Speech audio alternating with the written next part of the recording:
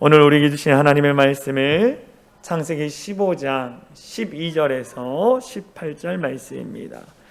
창세기 15장 12절에서 18절 말씀, 제가 가지고 있는 성경은 구약성경 18페이지입니다. 제가 한 절 읽고 우리 성도님들이 한 절 읽어주심으로 함께 교독하도록 하겠습니다. 제가 먼저 12절 말씀을 읽도록 하겠습니다. 해질 때에 아브라함에게 깊은 잠이 임하고 큰 흑암과 두려움이 그에게 임하였더니 여호와께서 아브라함에게 이르시되 너는 반드시 알라. 내 자손이 이방에서 객이 되어 그들을 섬기겠고 그들은 400년 동안 내 자손을 괴롭히리니 그들이 섬기는 나라를 내가 징벌할지며 그 후에 내 자손이 큰 재물을 이끌고 나오리라. 너는 장수하다가 평안히 조상에게로 돌아가 장사될 것이요 내 자손은 4대 만에 이 땅으로 돌아오리니 이는 아모리 족속의 제약이 아직 가득 차지 아니함이니라 하시더니 해가 져서 어두울 때에 연기나는 화로가 보이며 타는 횃불이 쪼갠 고기 사이로 지나더라. 우리 함께 읽겠습니다. 그날에 여호와께서 아브라함과 더불어 언약을 세워 이르시되 내가 이 땅을 애굽 강에서부터 그 큰 강 유브라데까지 내 자손에게 주노니. 아멘. 할렐루야. 오늘 주일 2부 예배, 또 현장과 또 온라인 우리 예배 드리신 우리 성도님들 사랑하고 축복합니다. 하나님의 크신 은혜가 여러분의 삶에 차고 넘치기를 소망합니다. 오늘 새벽에 보니까 날씨가 좀 선선해졌어요. 너무나 더워졌는데 또 그래도 무더위가 계속 된다고 하는데 우리 성도님들 건강 조심하시기 바랍니다. 오늘 우리가 은혜 받을 말씀의 제목은 고난 속에 은혜를 경험하라입니다. 고난 속에 은혜를 경험하라. 하나님은 창세기 12장에서 갈대아 우르라는 이방 땅에서 살고 있던 그 아브라함을 부르셨습니다. 부르면서 세 가지를 약속해 주셨어요. 첫 번째 약속이 무엇입니까? 내가 너를 복주고 복을 주겠다. 놀라운 축복을 너에게 주겠다라고 말씀하셨습니다. 두 번째 하나님이 약속해 주신 것은 뭐냐? 내가 하늘의 별과 같이 자손들을 많게 하리라. 창대하게 하리라 라고 말씀하셨어요. 세 번째, 내가 젖과 꿀이 흐르는 아름다운 땅을 너에게 주겠다라고 세 가지를 하나님이 약속해 주셨습니다. 이 약속의 말씀을 믿고 갈대아 우르라는 땅을 지나 가나안 땅까지 왔어요. 믿음의 길을 걸어간 거죠. 믿음의 길을 걸어감에 있어 시험이 오고 환난이 오고 고난이 닥칠 때 그가 너무나 힘든 나머지 믿음을 저버릴 때도 있었습니다. 그러나 우리가 말씀을 봤던 것처럼 다시 하나님이 그를 만나주시고 말씀으로 회복시켜 주심으로 말미암아 약속의 말씀을 다시 붙들고 살아가는 아브라함을 보게 돼요. 그 아름다운 그 말씀이 어디 나와 있느냐? 창세기 15장에 나와 있어요.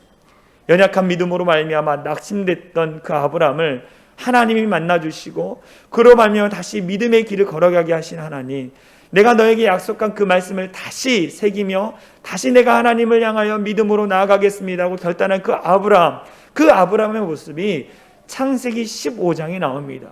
그런데 그 창세기 중반을 지나고 후반을 오면 우리가 이해가 안 되는 말씀이 있어요. 하나님이 고난에 대해서 말씀합니다. 아브라함 가운데 이 밤이 깊어지고 그리고 그가 잠을 자게 돼요. 잠을 자는 것 가운데 그 마음 안에 흑암이 임하고 두려운 마음이 생겼다라고 12절에 이야기하고 있습니다. 두려움과 흑암의 마음이 들면서 아브라함이 이 깊은 잠에 빠져 있는 가운데 하나님이 찾아오셔서 말씀해 주세요. 말씀을 보겠습니다.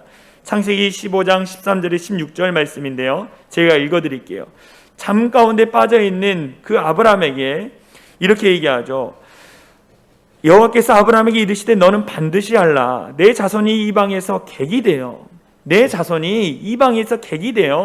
그들을 섬기겠고 그들은 400년 동안 내 자손을 괴롭히리니 그들이 섬기는 나라를 내가 징벌할지며 그 후에 내 자손이 큰 재물을 이끌고 나오리라. 너는 장수하다가 평안히 조상에게 돌아가라. 장사될 것이요 내 자손은 4대 만에 이 땅에 돌아오리니 이는 아모리 족속의 제약이 아직 가득 차지 아니함이니라 하시더니 라고. 아브라함이 하나님의 약속의 말씀을 듣고 편안한 가운데 잠을 자다가 하나님이 꿈을 통하여서 하나님의 음성을 들려주세요. 그게 무엇입니까? 너의 자손들이 고난을 겪을 것이다. 애굽 땅에서 이 애굽의 종으로서 400년을 보낼 것이다. 고난을 말씀하시는 거예요. 왜 이 말씀하셨을까? 하나님은 이 가나안 땅을 차지한다는 것, 하나님의 축복을 차지한다는 것이 결코 쉽지 않다는 것을 알려주고 싶으셨던 거예요. 그들 안에 해결되지 않은 것이 뭐 있었습니다. 그것이 무엇입니까? 죄 문제였어요. 죄. 그런데 그들은 죄가 무엇인지를 몰랐어요. 죄가 무엇이고 이 죄 문제를 해결해 주실 분이 누군지를 잘 몰랐어요. 죄가 무엇인지 모르니까 구원을 알았겠습니까? 구원도 몰랐어요. 구원이 무엇인지 몰랐어요. 나를 구원해 주신 분이 누구인지도 몰랐습니다. 그들 안에 해결되지 않은 죄 문제를 해결하기 위해서 하나님이 그들 가운데 고난을 허락하시는 거예요. 인간의 죄가 무엇인지, 인간의 죄 문제를 해결해 주실 분이 여호와 하나님이라는 것을 깨닫게 하기 위해서, 구원자이신 너희를 구원해 주실 분은 여호와 하나님이라는 것을, 죄 문제를 해결해 주고 구원해 주실 분은 하나님이라는 것을 깨닫게 하기 위해서 그들 가운데에 400년이라는 고난을 허락해 주신 거예요. 그것을 아브라함에게 말씀해 주고 있습니다. 저는 이 본문을 읽으면서 고난에 대해서 한번 생각해 봤어요. 왜 우리 인생 가운데 고난이 찾아오는가? 특별히 하나님의 축복을 받은 아브라함, 하나님의 축복을 경험하고 있는 우리 믿는 자들 가운데 왜 고난이 찾아오는가 한번 생각을 해봤습니다. 고난은 우리가 어떤 것을 잘못했을 때 오기도 합니다. 우리가 어리석게 행동했을 때 고난이 찾아와요. 그러나 어떤 고난은 우리가 단순히 타락한 세상에 살고 있기 때문에 고난이 찾아오기도 합니다. 우리가 어떤 잘못을 하지 않아도 이 세상이 타락했기 때문에 세상으로 말미암아 우리 가운데 고난이 다가오기도 해요.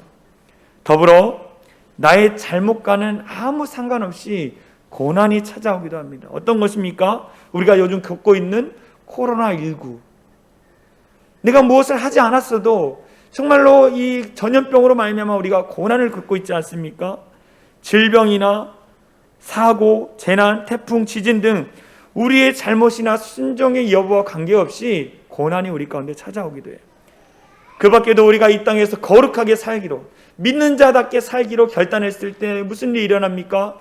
고난이 우리 가운데 와요. 고난이 옵니다. 이것을 성경에서는 의인의 고난이라고 해요. 우리가 믿는 자답게 정말 예수 그리스도를 믿고 거룩한 자로 살기로 했을 때에 우리 가운데 고난이 찾아오기도 합니다. 우리는 고난 당할 때마다 이런 질문을 해요. 왜 내게 이런 일이 일어나는가? 왜 나에게 고난이 닥치는가? 왜 나에게 이 질병이 왔는가? 왜 나에게 이런 아픔이 왔는가? 왜 나에게 관계적인 아픔이 왔고, 왜 나에게 자녀들의 문제가 찾아왔나? 이렇게 질문할 때가 있어요. 그러나 성경은 이 고난에 대해서, 고난이 왜 왔는지에 대해서는 침묵하고 있지만 이 고난의 목적에 대해서는 분명히 말씀해주고 있습니다. 고난의 목적.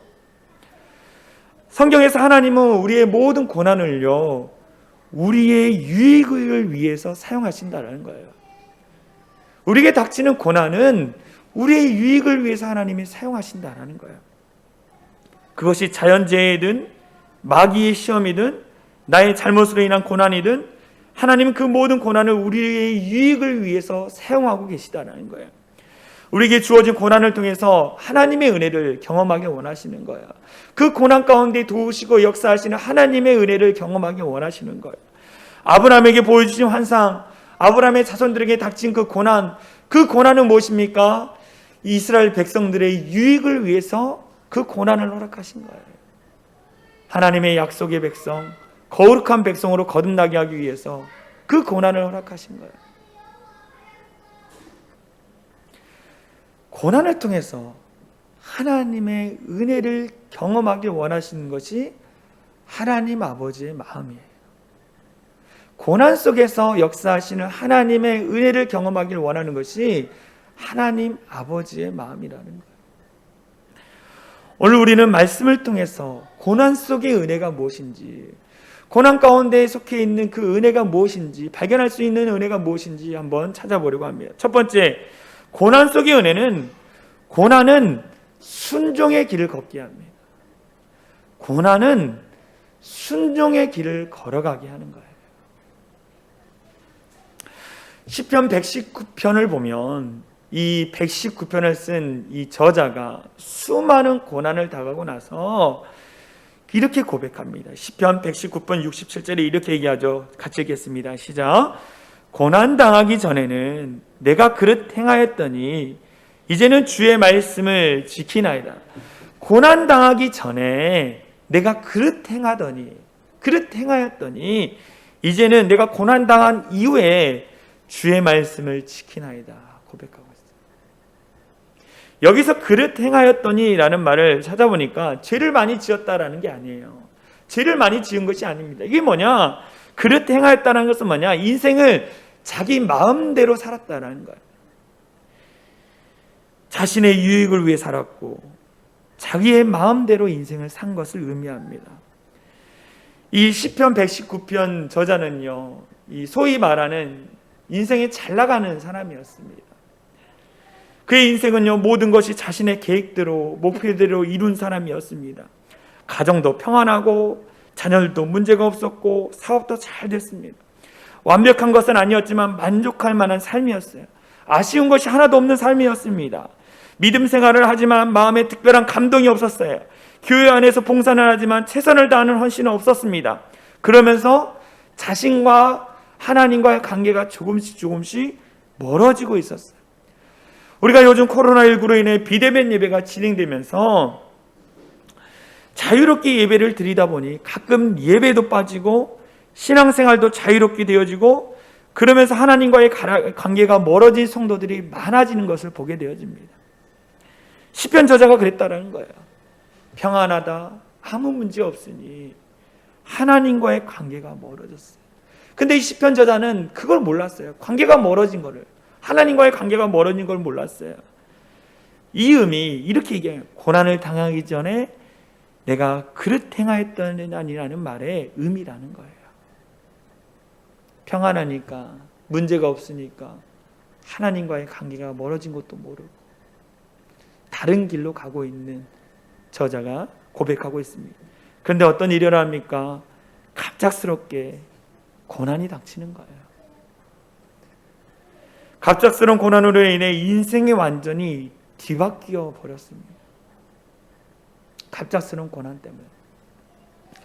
얼마 전 미국에서 아파트 붕괴 사고가 있었습니다.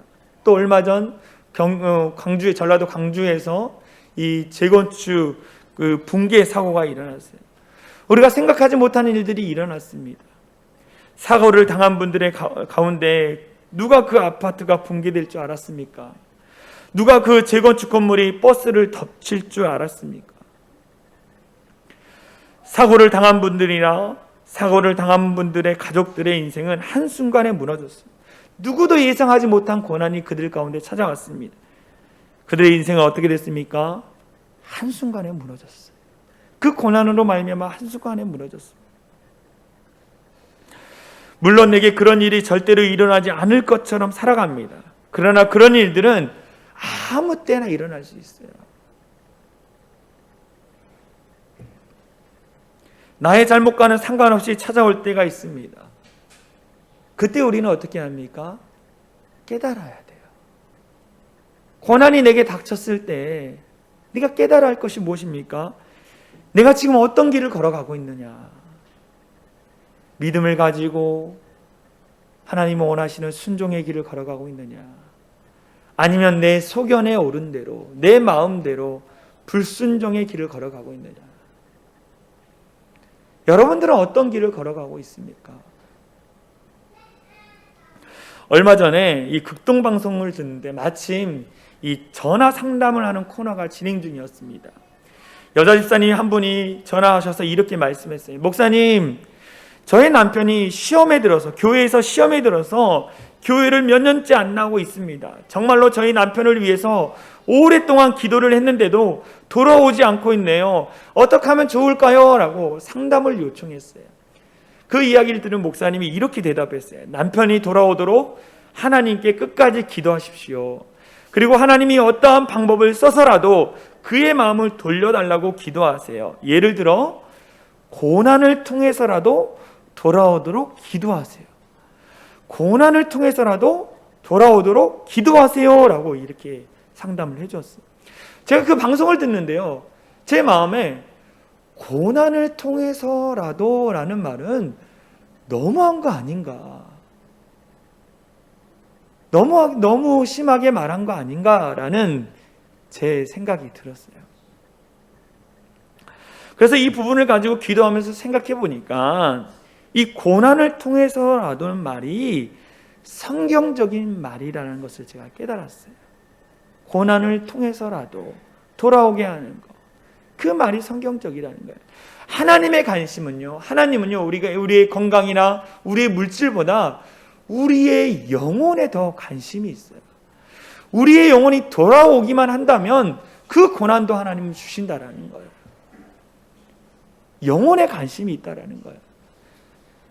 그 영혼이 돌아오기 위해서 고난이 필요하다면 고난도 허락하신다는 거예요. 누구를 통해서? 내 자녀를 통해서, 내 경제적인 어려움을 통해서, 여러 가지 상황과 환경을 통해서 우리의 영혼이 하나님 앞에 다시 기도하고 돌아오기를 원하신다라는 거예요.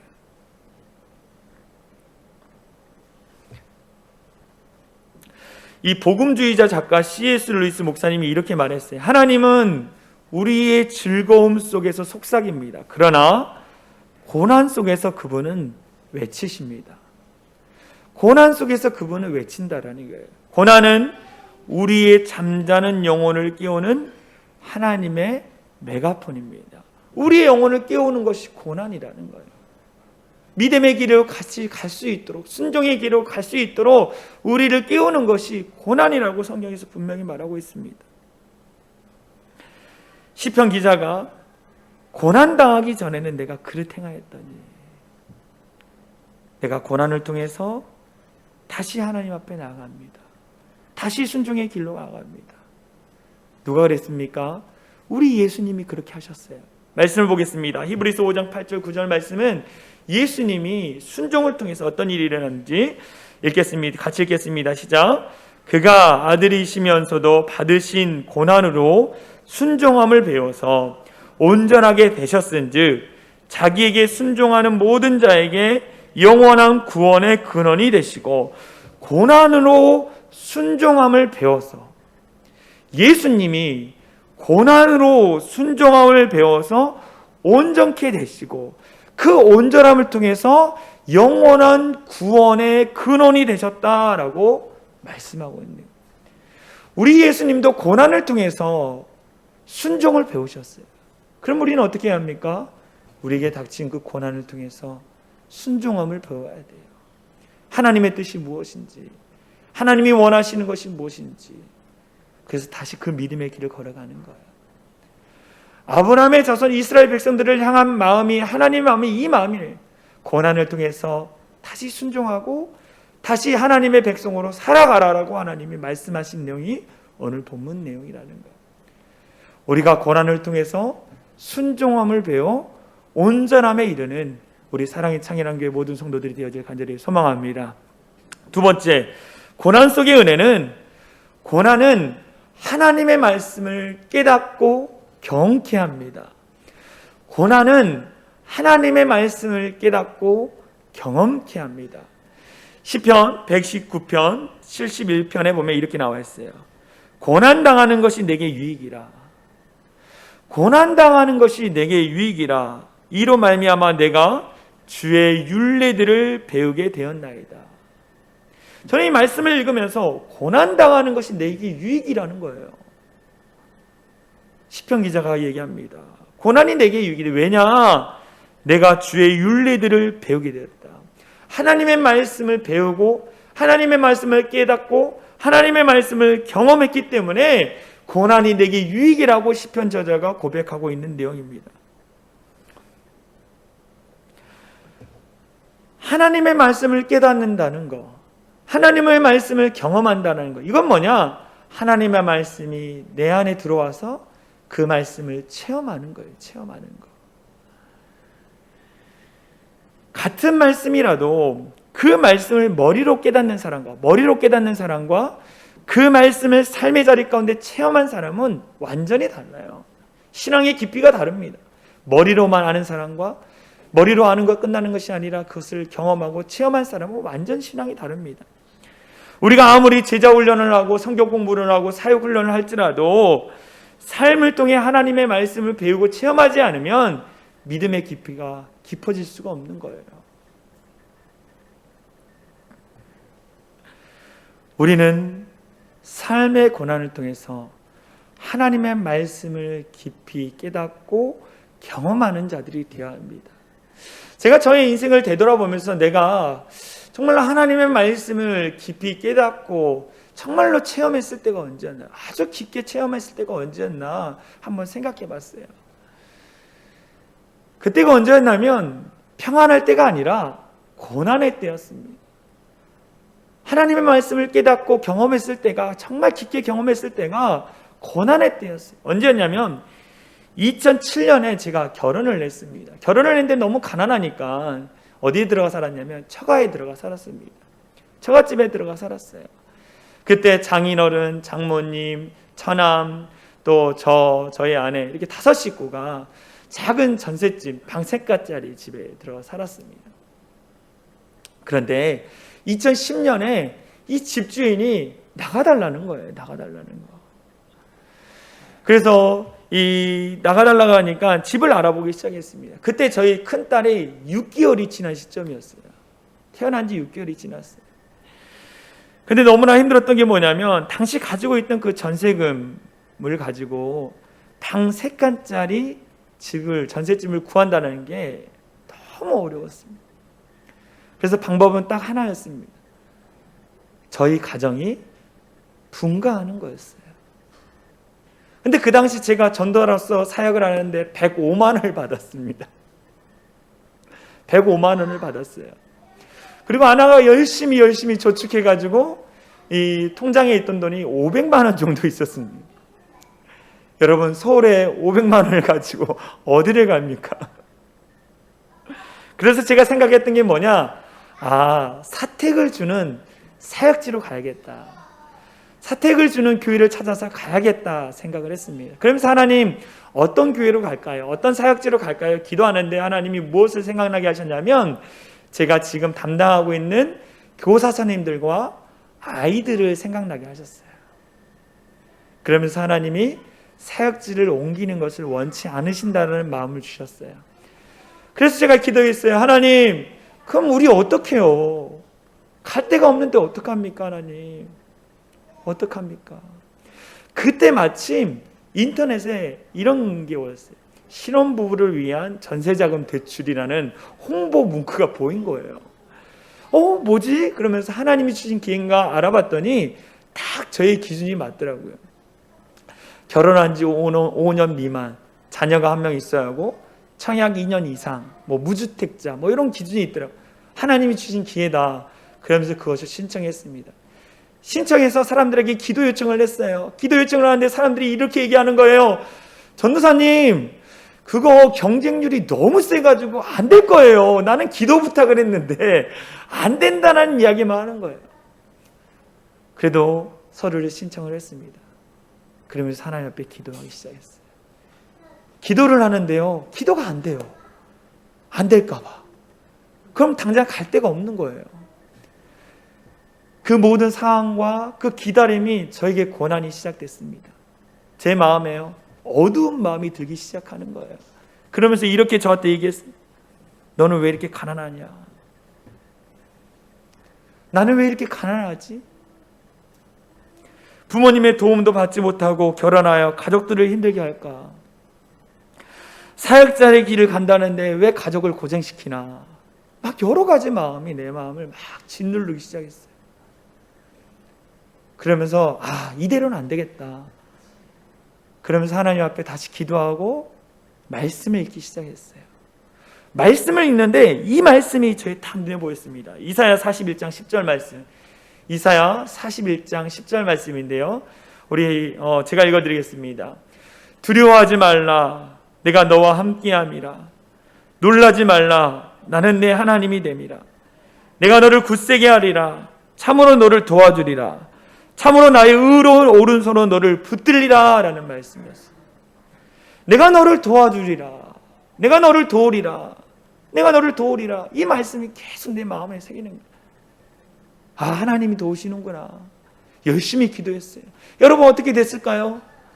당첨됐습니다. 당첨이 됐어요. 당첨되고 나서 정말 너무 기쁜 거예요. 그러면 집을 알아보던 아이인데 가는 부동산마다 이렇게 얘기합니다. 집주인이 전세자금 대출은 허락 안 해줄 거예요. 이렇게 얘기하는 거예요. 또 고난이 찾아왔습니다. 그런데 저한테 뭐가 있습니까? 이사야 41장 10절 말씀. 내가 너를 도우리라. 내가 너를 도우리라. 하나님 앞에 기도하는 거예요. 하나님 도와주세요. 정말 하나님께 기도했는데요. 우리가 원하는 위치를 놓고 기도했는데 그 자리를 딱 주신 거예요. 입주 청소를 하고 나서 방에 누워있는데 하염없이 눈물이 나오는 겁니다. 갈 데가 없는 우리들, 하나님 이 좋은 곳으로 인도해 주셔서 감사합니다. 하나님 감사합니다. 하나님 감사합니다. 그곳에서 가난했지만 부족함이 없이 살았어요.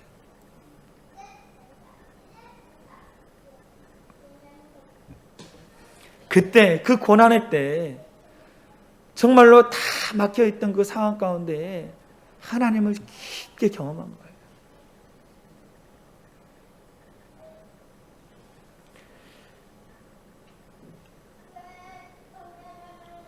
우리가 하나님의 말씀을 깊게 깨닫고 경험하는 일들이 많아야 합니다.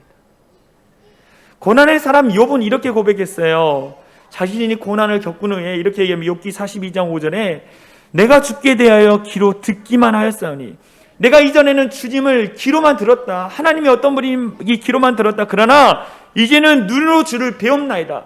내가 주님을 봤다라는 거예요. 말씀으로 듣기만 했는데 이제 내가 주님을 체험했다. 하나님을 경험했다라고 그가 고백하고 있는 내용이 오늘 말씀이에요. 제가 그 이전부터 하나님의 말씀을, 성경 말씀을 읽으면서 이 성경에 나와 있는 하나님이 어떤 분인가를 내가 알았지만 이제는 내가 그 놀라운 체험을 하고 나서 하나님이 나를 도우시는 하나님이라는 걸 내가 경험했다라는 거예요. 여러분, 하나님은 얼마나 경험하고 계십니까? 귀로만 듣는 하나님, 말씀 속에 계신 하나님이 아니라 내 삶 가운데 역사하시는, 나를 도우시는 하나님을 여러분 얼마나 경험하고 계시느냐예요. 우리는 고난을 통해서 하나님의 말씀을 깨닫고 하나님을 경험할 수 있는 우리 모두가 되어질 간절히 소망합니다. 고난은 우리를 순종의 길로 인도합니다. 고난은 하나님의 말씀을 깊이 깨닫고 또 하나님을 경험케 합니다. 그러면서 고난 가운데 있는 우리가 실천해야 할 것이 있어요. 첫 번째 무엇이냐? 세 가지인데 첫 번째 우리가 해야 할 것은 고난으로 인하여 감사하십시오. 여러분들, 고난으로 인하여 감사하십시오. 혹여나 여러분 가운데 질병이 있습니까? 경제적으로 어렵습니까? 관계적으로 어렵습니까? 누군가 여러분들이 힘들고 비난하고 있습니까? 그 모든 고난 가운데서 하나님이 이루실 놀라운 일들을 기대하면서 하나님 앞에 감사하십시오. 하나님 앞에 감사하십시오. 두 번째, 하나님의 말씀을 읽으십시오. 하나님의 말씀을 읽으십시오. 하나님의 말씀을 읽을 때 우리 안에 온전한 회복이 일어납니다. 코로나19로 말미암아 모든 것이 차단되는 이때에 하나님의 말씀을 읽으십시오. 그러면 우리에게 보여지는 뉴스나 다른 세상의 것으로 말미암아 낙심되는 것이 아니라 우리 안에 회복되는 은혜를 경험하게 되는 것입니다. 여러분 혹시 황반변성이라는 질환을 알고 계십니까? 황반변성. 이게 뭐냐면 이 눈의 노화나 이 유전적인 요인, 눈의 염증으로 말미암아 기능이 떨어져서 시력이 감소하고 시력이 완전히 잃는 아주 무서운 질환 중에 하나입니다. 제가 아는 이 권사님이 50대에 이 황반변성이 한쪽 눈에 먼저 왔어요. 황반변성이 오고 나서 다른 한쪽도 또 황반변성이 같이 왔습니다. 그러다 보니까 시력이 조금씩 안 보이다가 결국 아예 잃어버렸어요. 여러분, 시력이 보이지 않는다라는 거, 눈이 보이지 않는다는 거 얼마나 고통스럽습니까? 가족의 도움 없이는 나갈 수도 없고 가정이 생활할 수 없는 그 상황이었어요. 이번에 이 가정에 신방을 가면 목사님 힘들어요. 목사님 힘들어요. 어려워요.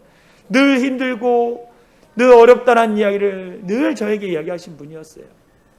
근데 어느 날 이분한테 전화를 드렸어요. 권사님 잘 지내시죠? 네, 목사님 잘 지내고 있습니다.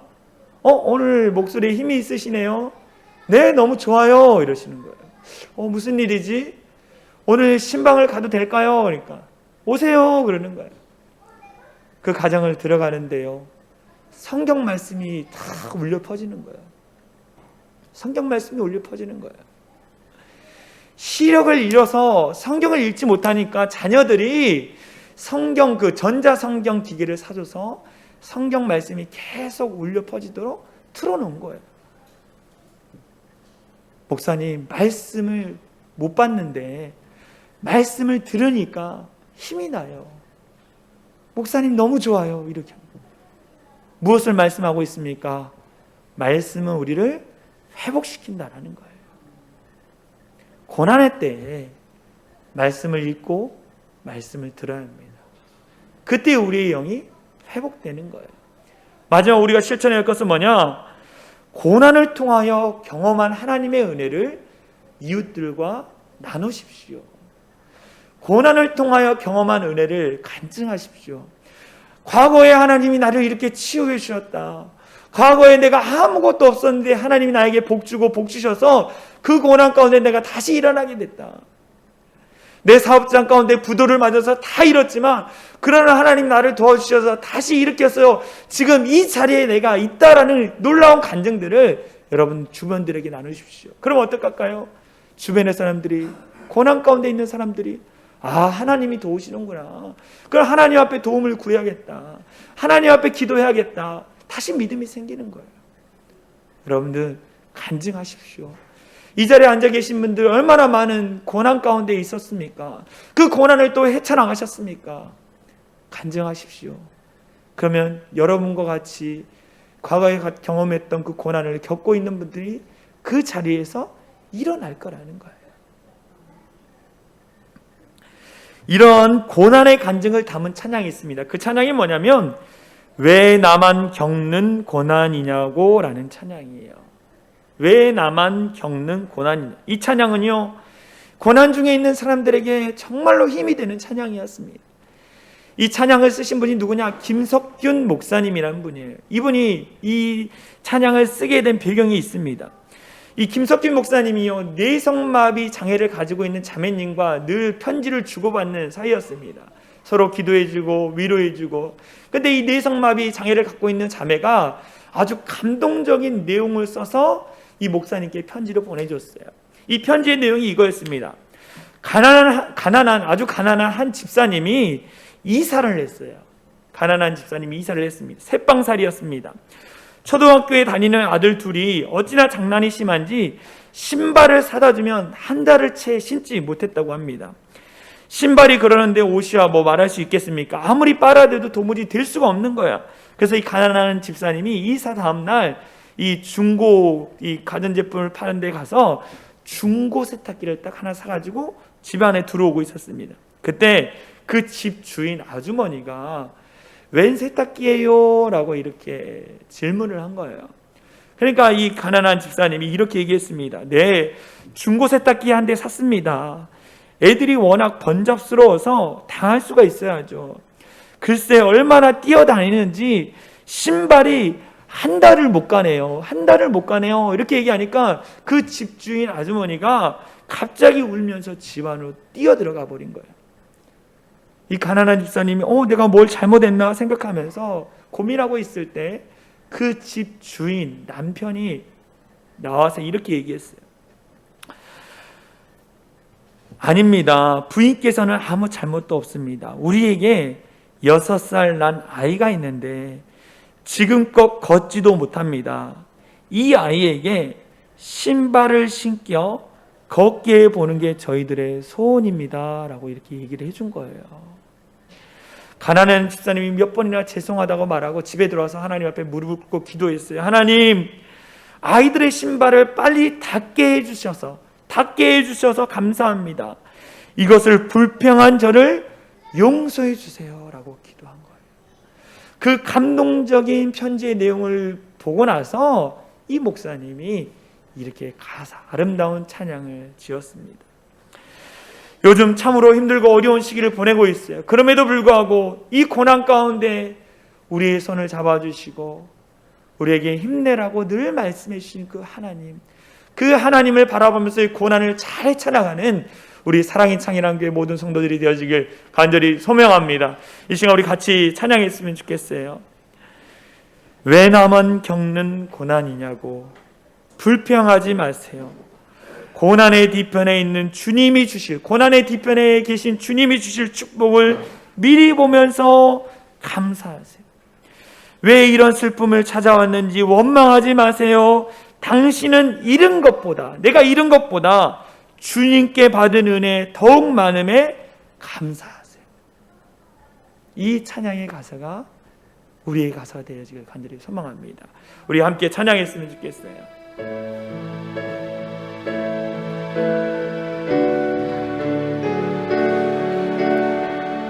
왜 나만 겪는 고난이냐고, 왜 나만 겪는 고난이냐고 불평하지 마세요. 고난의 뒤편에 있는 주님이 주실 축복 미리 보면서 감사. 너무 견디기 힘든 지금 이 순간에도,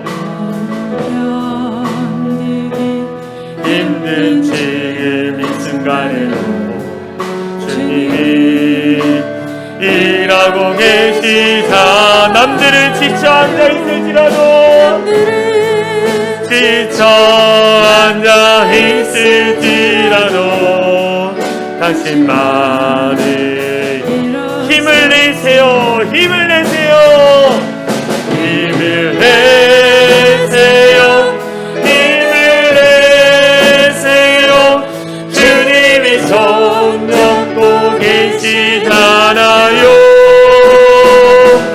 주님이 나와 함께함을 믿는다면 어떤 역경도 이길 수 있. 왜 이런 슬픔이 찾아왔는지, 왜 이런 슬픔 찾아왔는지 원망하지만 당신이 잃은 것보다, 당신이 잃은 것보다 주님께 받은 은혜 더욱 많음에 감. 다시 한번 왜 이런 슬픔 찾아왔는지, 왜 이런 슬픔 찾아. 원망하지 마세요. 원망하지 마세요. 당신은 잃은 것보다, 당신이 잃은 것보다 주님께 받은 더욱 많음에 감사하세요. 감사. 너무 견디기 힘든 지금 이 순간에도, 힘든 지금 이 순간에도 주님이 일하고 계시다. 남들은 지쳐 앉아 있을지라도, 지쳐 앉아 있을 당신만을 일어나세요. 일어서 힘을 내세요. 힘을 내세요. 힘을 내세요. 주님이 손잡고 계시잖아요. 네.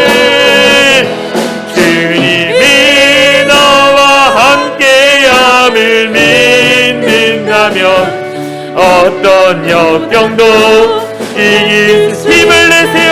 힘을 내세요. 힘을 내세요. 힘을 내. 주님이 여러분의 손을 잡고 계십니다. 살아요. 주님이 나와 함께함을 믿는다면, 나와 함께함을 믿는다면 어떤 고난도 견딜 수 있잖아요. 주님께서 우리 가운데 말씀하고 계십니다. 힘을 내라. 내가 너를 도우리라. 내가 너와 함께 하겠다. 일어나라, 일어나라 말씀하시는 거예요. 여러분 고난 가운데 있습니까? 하나님이 여러분의 손을 잡고 이끌고 계십니다. 여러분 힘을 내십시오. 이 시간 함께 기도할 것은 하나님, 내가 이 고난을 통하여서 순종의 길로 다시 가겠습니다. 이 고난을 통해서 하나님을 더 깊고 경험하겠습니다. 그래서 내가 늘 감사하며 늘 하나님의 말씀을 읽고 늘 하나님의 말씀 그 받은 은혜를 간증하며 정말 간증의 주인공으로 살아가겠습니다. 하나님, 나와 함께 하신 하나님을 의지하며 잘 견디고 이기며 나아가겠습니다. 나와 함께 해달라고 이 시간 합심으로 같이 기도했으면 좋겠습니다. 기도합니다. 사랑과 은혜가 많으신 하나님 감사합니다. 우리 가운데 함께 하시는 여호와 임마누엘 하나님을 찬양합니다. 하나님, 우리 가운데 내가 너를 도우리라 말씀하셨습니다.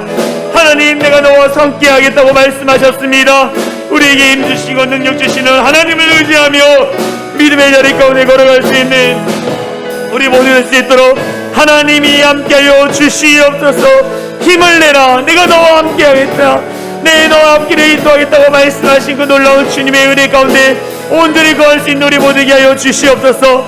하나님, 자녀로 말미암아 경제적인 것으로 말미암아 여러가지 상황과 환경으로 말미암아 고난 가운데 있는 자들 하나님이 지켜주셔서 아버지 이기고 잘 승리하며 나갈 수 있도록 붙잡아 주시옵소서. 우리가 불평하지 않고 우리가 원망하지 않겠습니다.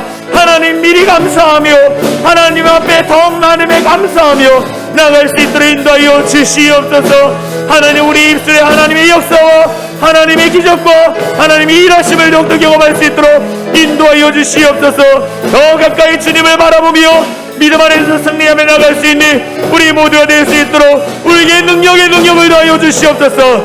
어떤 역경이 다가와도 어떤 고난이 다가와도 아버지 우리 가운데 잘 견딜 수 있는 믿음을 더하여 주시옵소서. 하나님이 역사하실 것을 믿습니다. 우리가 마지막으로 다시 한번 기도하겠습니다. 우리 성도들 가운데에 이 코로나19로 말미암아 경제적으로 힘들어하는 자들이 있습니다. 하나님, 하나님이 지켜주시고 특별히 하나님 잃은 것보다 주님께 받은 은혜에 더욱 많음에 감사할 수 있는 성도들 되게 달라 기도해 주시고, 하나님 우리 교회가 어렵지만 그럼에도 하나님 이 어려움을 잘 견디며 나가게 달라 기도해 주시고, 한국교회와 또 이 나라의 민족 온 열방 가운데에 하나님 지키시고 인도해 달라고, 특별히 선교사님들 붙드시고 인도해 달라고 우리 합심으로 마지막으로 기도하고 제가 기도하고 마치겠습니다. 기도합니다. 사랑과 은혜가 많으신 하나님 감사합니다. 우리 가운데 함께 하신 하나님 은혜가 있음을 고백하며 나갑니다.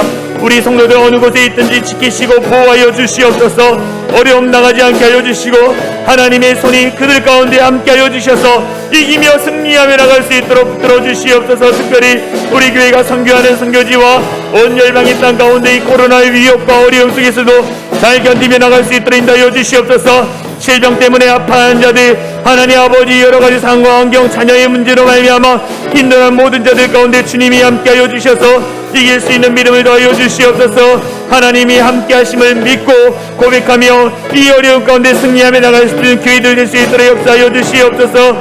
하나님 간절히 원하는 것을 주께서 이 코로나 위협으로부터 사라지게 하여 주시고 속히 완화되어져서 하나님 우리 모든 성도들이 마와 예배할 수 있도록 인도하여 주시옵소서. 하나님의 역사와 기적을 경험하게 하여 주시고 하나님의 놀라운 은혜가 우리 안에 넘쳐날 수 있도록 인도하여 주시옵소서. 온 열방 땅 가운데 아버지 죽음과 모든 두려움과 근심의 마음으로 다 떠나가고 하나님의 역사와 능력들을 경험하면서 나갈 수 있는 우리 모두 될 수 있도록 인도하여 주시옵소서. 아버지,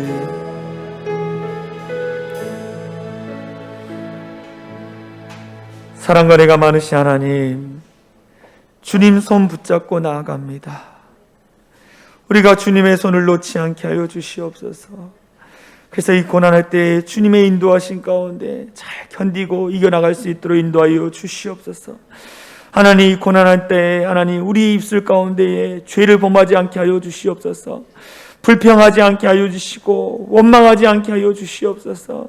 하나님 감사하며 정말 하나님께서 나를 도우시고 나를 붙들고 계시다라는 믿음을 가지고 끝까지 이기며 견디며 나갈 수 있는 우리 모든 성도들 되게 하여 주시옵소서.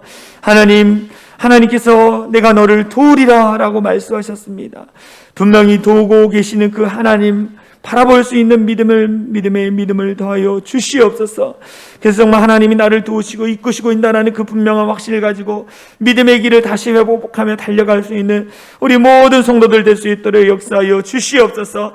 하나님, 세계적으로 나라적으로 교회적으로 너무나 어렵습니다.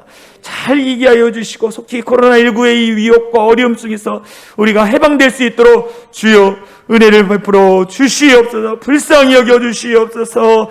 하나님, 우리 성도들 하나님 어느 곳에 있든지 건강 지켜주시고 아프지 않도록 붙잡아 주시고 늘 강건하게 주님의 은혜 안에 살아갈 수 있는 귀한 자들 되게 하여 주시옵소서. 오늘도 이렇게 예배드릴 수 있도록 인도하신 하나님께 감사하며 우리를 구원하신 예수 그리스도의 이름으로 간절히 기도하옵나이다. 아멘. 우리 이 시간 다 같이 일어나서 사랑의 창이란 교회 공동체 고백하고 축도로 예배를 마치겠습니다. 우리 다 같이 읽습니다. 시작. 우리는 세상으로부터 부름받은 하나님의 백성입니다.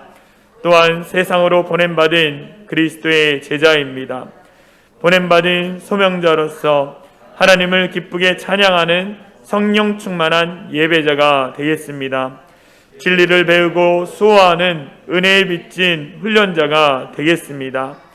땅끝까지 복음을 전파하는 전도자가 되겠습니다.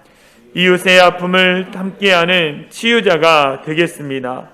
온 성도가 하나 되는 화해자가 되겠습니다. 사회적 책임을 다하는 소명자가 되겠습니다. 그리하여 주의 나라가 이 땅에 임하며 하나님을 영화롭게 하는 교회의 공동체가 되겠습니다. 아멘. 이제는 우리 주 예수 그리스도의 은혜와 하나님 아버지의 극진하신 사랑과 성령 하나님의 감화감동의 역사 충만한 은혜가 고난 속에 하나님의 은혜를 발견하고 경험하기로 결단하며 돌아가는 모든 성도들 머리에와 그들의 가정, 그들의 삶의 터전 위에 이제로부터 영원토록 함께 하시기를 간절히 축원하옵나이다. 아멘.